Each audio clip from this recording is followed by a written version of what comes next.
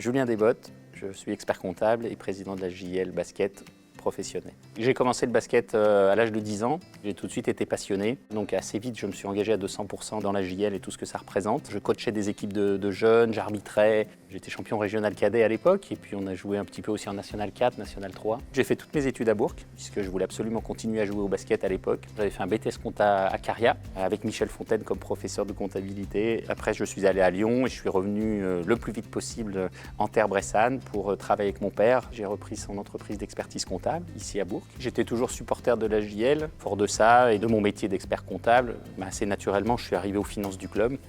La JL, c'est difficile de dire exactement ce que ça représente pour moi. C'est d'abord un chapitre de mon adolescence qui m'a beaucoup marqué, avec beaucoup d'émotions, beaucoup de plaisir. L'esprit d'équipe, construire quelque chose ensemble. J'allais jouer avec mes copains tous les week-ends pendant les vacances scolaires. On installait des trampolines et des caméras amateurs pour se matcher comme des fous, alors qu'on était bien incapable de le faire.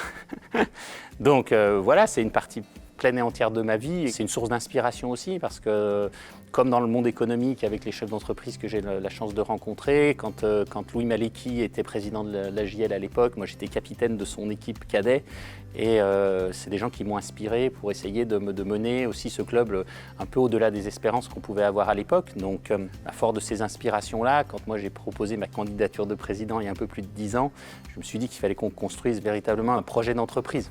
Projet de club qui aille bien au-delà du simple fait de passer de la Pro B à la Pro A, de la Pro A à la Coupe d'Europe. C'était véritablement d'être identitaire dans le monde du basket français. Et j'apprécie beaucoup en fait la manière dont aujourd'hui les gens du club se sont appropriés véritablement ce projet. On sent qu'on va tous absolument dans le même sens.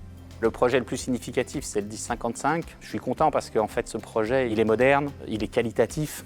Et donc, fort de ça, on a apporté aussi, je m'en rends compte, à notre agglomération un vrai lieu de vie qui est apprécié des habitants, lié à ce projet de diversification qui est unique en France. J'ai eu la chance de croiser des personnes qui m'ont inspiré aussi dans la vie et qui m'ont fait croire qu'effectivement, on pouvait arriver en grand, faire de la JL un club européen, ouvrir le 10-55 et qu'en fait, il ne fallait pas se donner de limites. Ça m'a permis d'avoir la confiance nécessaire pour aussi emmener avec moi un ensemble de personnes qui me font confiance. Et ça, je pense que c'est le plus beau des succès.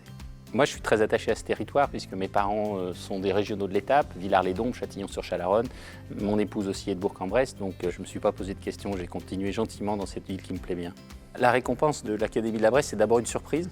Parce que moi je fais tout ça par passion, pour donner à ce club, pour donner à cette ville aussi que j'adore.